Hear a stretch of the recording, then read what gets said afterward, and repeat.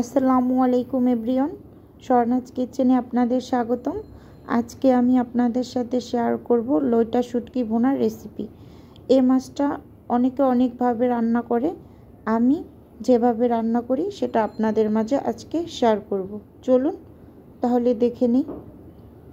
এখানে আমি 250 গ্রাম শুটকি মাছ নিয়েছি। এটাকে ধুয়ে মাঝখান থেকে কাঁটাটা ফেলে দিয়েছি। আর কিছুটা পরিমাণ পেঁয়াজ কাঁচামরিচ নিয়েছি, আর 2টা শুকনো মরিচ নিয়েছি, আর গোটা গোটা আস্ত রসুন নিয়েছি। এখন চলে যাব রান্নায়।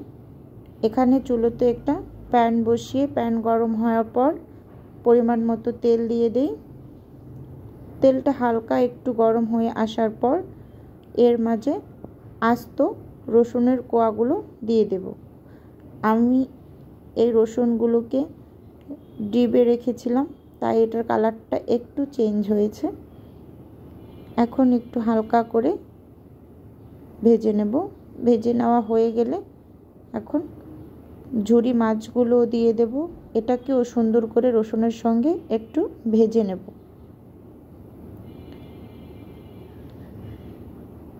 রসুন আর মাছগুলোকে একদম লাল লাল করে ভেজে নেব। ভাজা হয়ে গেছে, এই পর্যায়ে তুলে নেব। তুলে নেওয়া হয়ে গেছে। এর মাঝে পেঁয়াজ আর কাঁচামরিচগুলো দিয়ে একটু নরম করে ভেজে নেব। ভেজে নেওয়া হয়ে গেলে এখন এর মাঝে দিয়ে দেব মরিচগুলো। 2টা শুকনো মরিচকে একটু চিড়ে দিয়েছি। আমার কাছে তেলের পরিমাণটা একটু কম মনে হয়েছে, তাই এখানে আরেকটু তেল দিয়ে দিলাম। এখন আবার নেড়েচেড়ে ভেজে নেব। এখন দিয়ে দেব এর মাঝে 1 টেবিল চামচ রসুন বাটা আর 1 টেবিল চামচ আদা বাটা দিয়ে সুন্দর করে মশলার সঙ্গে ভেজে নেব।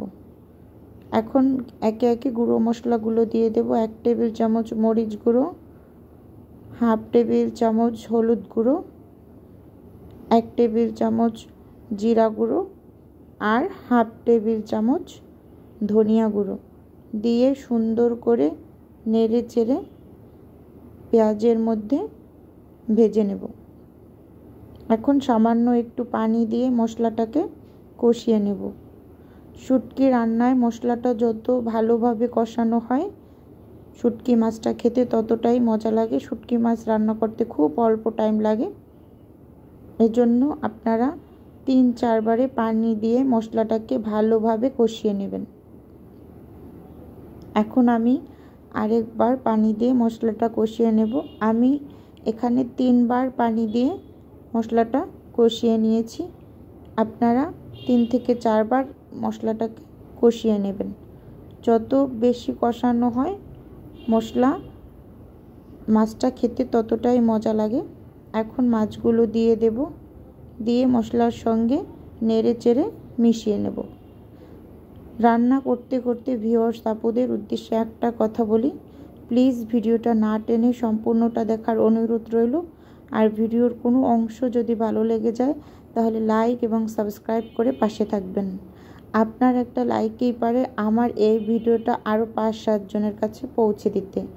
প্লিজ আবারও বলছি, একটা লাইক দিয়ে ভিডিওটা দেখা শুরু করবেন।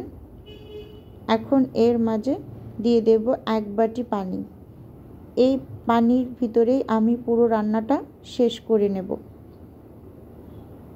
এখন নেড়ে চেড়ে চারিপাশটা একটু ঠিকঠাক করে ঢাকনা দিয়ে ঢেকে একদম মিনিট 10 মতো রান্না করে নেব।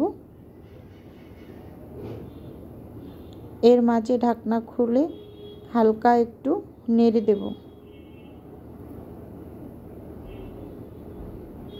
নেড়ে নেওয়া হয়ে গেছে। এখন আমি আবার ঢাকনা দিয়ে ঢেকে পুরো রান্নাটা শেষ করে নেব। এই পর্যায়ে চলে আসলে একটু নেড়ে চেড়ে মিশিয়ে নেব। তেলগুলো পুরোটা উপরে উঠে এসেছে এবং রসুনগুলো একদম ভালোভাবে সিদ্ধ হয়ে গেছে।